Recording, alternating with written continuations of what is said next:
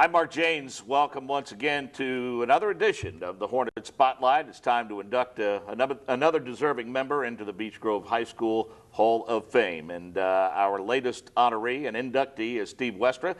He's a 1972 graduate of Beech Grove High School. And Steve, first of all, congratulations to you. Welcome to the show. Thank you very much. As we always do, we talk a little bit about what, I know you haven't had a chance to look around campus much today, but just initial thoughts and impressions, make a comparison between the campus at Beech Grove High School now and the way it was in the early 1970s when you were here. Well, it's larger. Nothing seems like it was back then. So I couldn't find my way around other than maybe walk up that stairwell that looked familiar. So once you left Beech Grove High School, started out at Indiana State University, then moved on to Indiana University through IUPUI in downtown Indy. Once you graduated from college, received your bachelor's degree, initially started working on a master's and had a few occupational opportunities before you decided to go in the military? Yes. Graduated from IUPUI with an IU degree in '77, I believe. And you know, I worked locally. I worked at RCA, Cummins Engine Company, Freightliner Corporation, and the economy was not doing all that great in Indiana. And really the last thing large corporations wanted to do was pump a lot of money into increasing worker motivation by painting lunchrooms in a certain color and doing things to increase productivity because they just didn't have the money. So an industrial psychology degree was not probably going to happen for me. And I had some career opportunities in the Navy. My uncle was a retired captain, and so I had spent a lot of time on Navy bases and decided that was where the career potential was, and that's what I did. So, if we could take a small step back, was there anything at Beech Grove that piqued your interest during that freshman, sophomore, junior, senior period that led you to choose the course of study that you chose once you got to the college level? No, you know, I really, I didn't know what I wanted to do back then. You know, we were having fun in high school, and, you know, the career counseling process wasn't back then what it probably is today. And kids really didn't know a lot about what they wanted to do, the kids that I hung out with. Spent a lot of time at the Sherwood Club, the Olympia Club. We had fun, went to football games, and college was something you went to do, and then you found out what you wanted to do once you were there, and except the few really brainy kids like the Tom Fairchilds that, you know, probably knew they wanted to be physicians. But so I went to college, still didn't know what I wanted to do. I got a degree in psychology, and that degree enabled me to go into the officer program in the military. So, well, to be honest, that was a pretty, in reading your bio, you had a pretty rapid ascension once you entered the military, and I would imagine that, would you agree that your degree laid the basis for that, the foundation for that ascension? Well, I think there was a good grounding in understanding how people work. You know, most of it was on-the-job training and trial by fire, and in the military you change jobs every 3 to 4 years, and in the intelligence community you do something different every 3 to 4 years. So the psychology degree definitely helped, but I was kind of focused in that technical people kind of direction anyway. So, well, let's talk a little bit about the early days of your military service. Quite frankly, we could go an hour just recapping all of his impressive accomplishments, and we'll certainly hit as many as we can and highlight them. But let's talk a little bit about the direction that you first took once you completed your officer school and training. The first job a naval intelligence officer gets is normally with a squadron. I went to Jacksonville, Florida with a S-3 Viking squadron, which is a Navy jet that tracks submarines. So I got a 5-year school. I received a 5-year school in Denver, Colorado that basically gave you a fire hose treatment of what the intelligence community was, and you learned how to memorize Russian, Soviet weapons systems, and you learned briefing skills, how to brief squadrons, and then you went to the squadron. And naval intelligence is intelligence for the Navy, or at least it was back then. And it was the Cold War, so we did a lot of work on aircraft carriers. I spent about 3 years of my life on aircraft carriers, so that squadron tour was about 3 years long. I went to the Indian Ocean, the Mediterranean, and tracked Soviet submarines. We were fortunate enough to have a young man join our family his senior year in high school who went into the military. He went into the Marine Corps, and he spent quite a bit of time at sea. He spent about 8 months or so. Can you give people a little encapsulated look of what life is like aboard an aircraft carrier when you're at sea for days and weeks and months? As glamorous as it might look, there are some challenges to that, I assume. Yeah. Well, I lived in a bunk room with 6 other officers, which was high living compared to the enlisted personnel that lived way down in the bowels of the ship. Normally, you had about 5 different jobs. I was an intelligence officer for the squadron, so I briefed all the squadron flight operations. And we flew 18 to 24 hours a day, and we would trade off. I was in an anti-submarine warfare squadron, so there was another anti-submarine warfare squadron on the ship, so we would basically work 12 on, 12 off, briefing all the flight operations. And they give you everything else possible to do.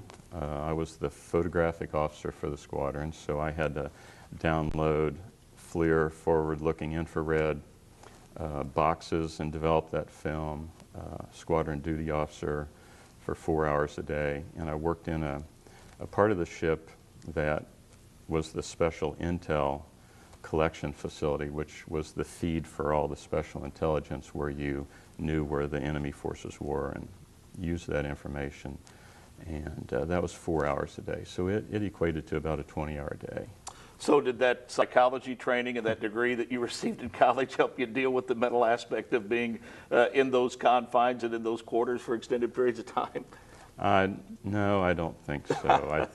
I think your family upbringing does more for you than a solid psychology degree. But yeah. Well, let's talk a little bit about 2 stints of duty in Iraq. If we can move forward in your career a little bit, let's touch on each one of those tours of duty. Well, there's a career development process. After I finished a squadron tour, I went to the Pentagon. I became a Middle East analyst for 3 years, and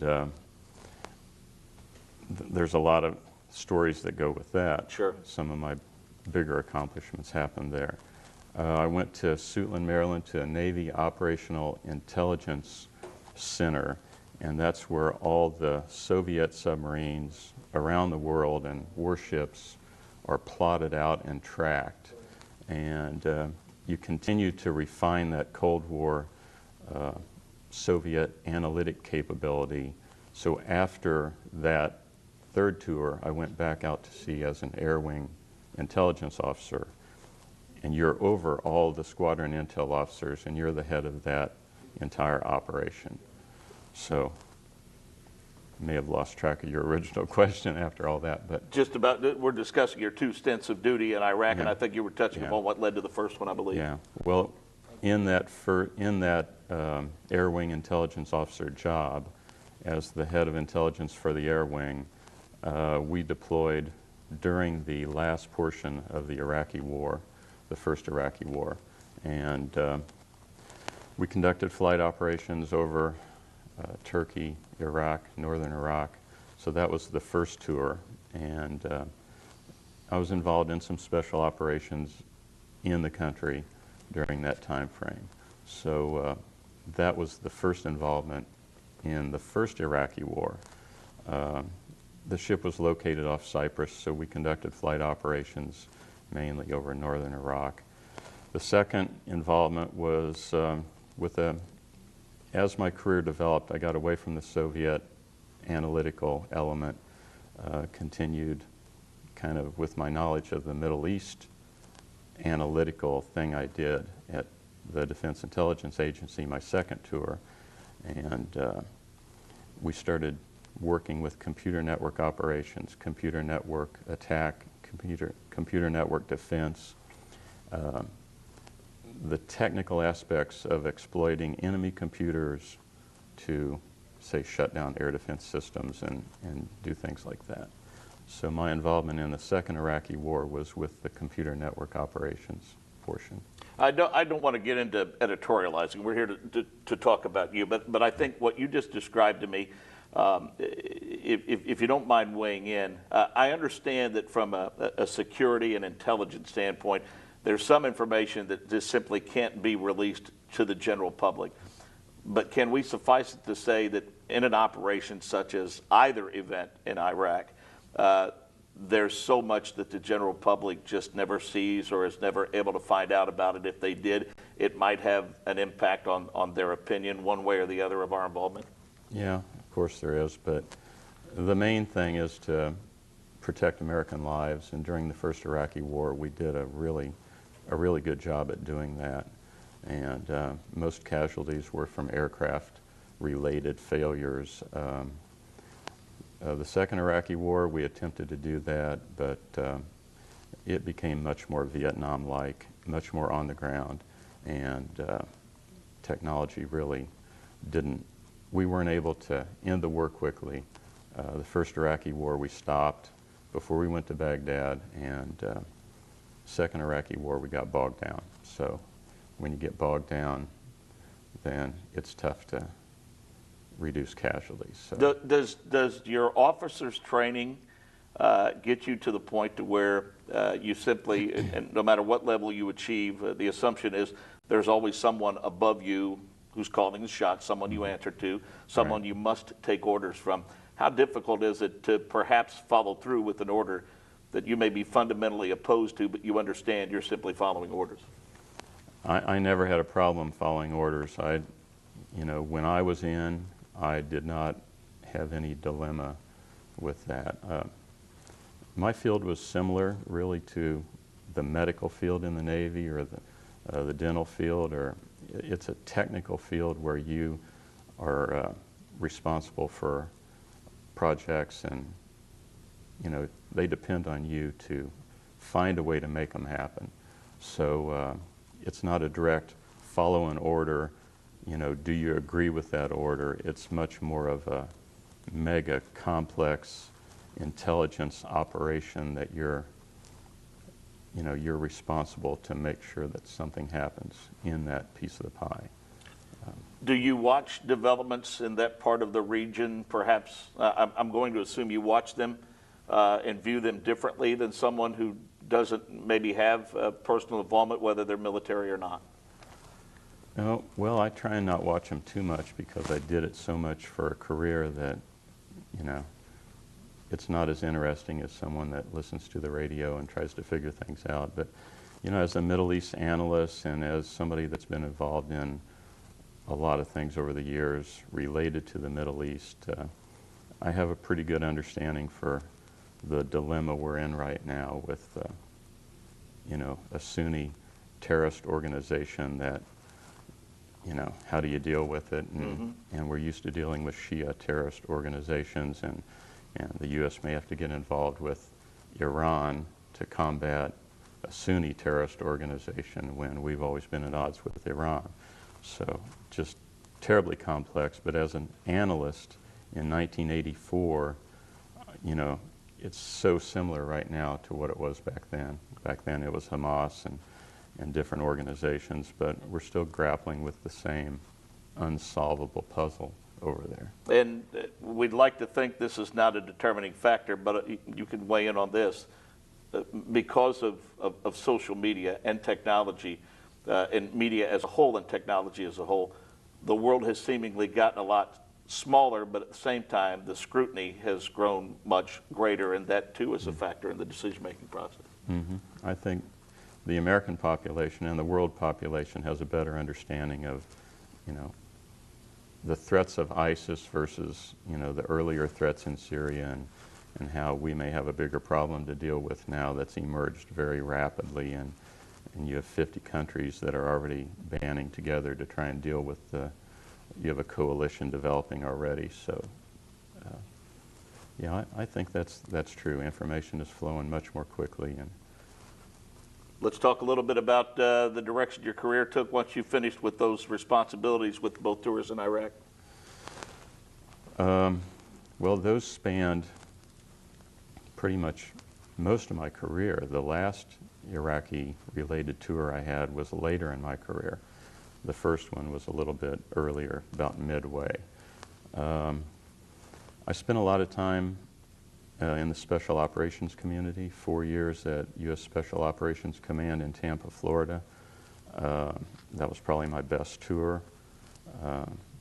I worked on an intelligence project there that was a black program, as they call it. So I was behind 3 or 4 locked doors, and that's what I did. And I had a Stu 3 telephone in my house with a key that I had in my pocket all the time.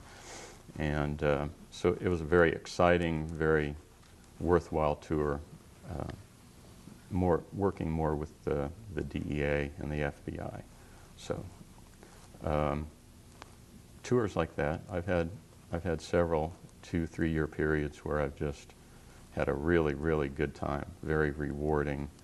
I felt like I had a lot of impact, but can't go into. So Have you retired now? yes. When did you retire from the military? Retired in 2004. Did my last tour at NSA, a Navy NSA kind of a task force at Fort Meade, Maryland in D.C. And then I came out here and started building a house, one of my most difficult things that I've ever took on. So, how did you end up in Colorado? Worked at Space Command in Colorado Springs for 4 years. Went to Washington, D.C. to finish up my last 2 years. And really, the Colorado mountains, Florida had gotten awfully built up. I kind of wanted to retire there. We just chose Colorado, the skiing, the outdoor activities. So we went back there and retired in 2004. So you say we, talk a little bit about your family. My wife Debbie, she graduated in '74. We just went to her class reunion just a few days ago. She works for a company in Colorado Springs remotely from where we live, in a small town close to where we live. And so we've built a house. We live out there. We have a big network of friends, even though we live out in the country. And sure. So now, when you, forgive me if the assumption is wrong, but when you went to, you received the degree, went into the military, did the officer's training, did you know at that time that you were probably going to make the military a career, that you were going to stay in, 20 years or so? Yes, yeah. No, I went to Pensacola, Florida, to Aviation Officer Candidate School. That was the conduit into naval intelligence, same program that aviators go through. And no, there was no doubt that I wasn't going to make it a career. So. You, in retired life, one of the things that I think we need to touch upon that's very, very important is your commitment to the disabled American veterans. You're very, very involved in helping that organization. Well, I have been. I've driven a lot of veterans to medical appointments in Denver at the VA hospital there. I've moved away from that recently. I'm looking at different opportunities. I'm on the board of directors of the Crestone Music Festival. We put on a music festival in Colorado every year, and a big part of that is providing worldwide musical acts to, it's a pretty impoverished area in this valley where we live, and so we bring acts to schools like African drumming and African string instruments, and we help pay for instruments for kids, and so that's kind of what I'm focusing on now, but I continue to look for new opportunities. Before we let you go, you probably want to mention the young lady who escorted you here today. One of my favorite people in the world, in addition to my wife, my mom, Rosemary, and I brought her along to watch me. She said you lived in Beech Grove until '75 and then moved out to Wanamaker.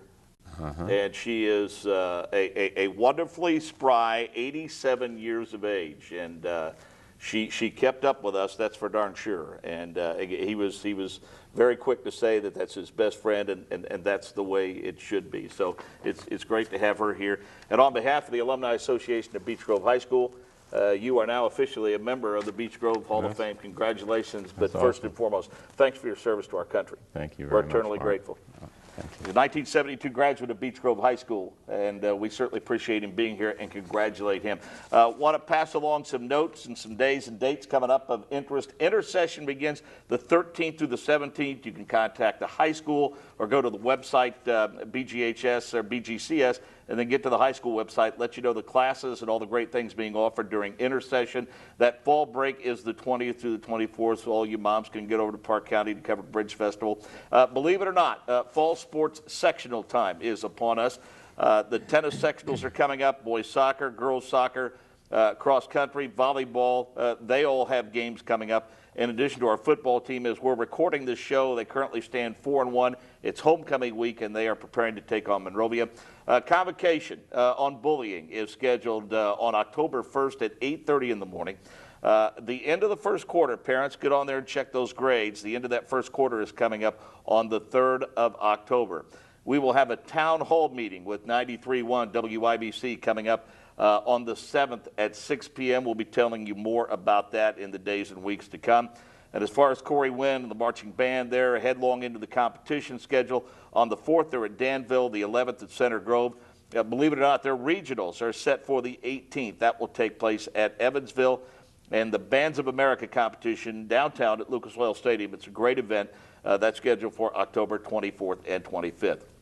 I want to thank Wiley Kraft for his production assistance in this show, and also our thanks to Vice Principal Randy Clevenger for helping schedule the guest and getting us the information we need to get this show on the air. I'm Mark Janes. Thanks again for joining us. So long for now.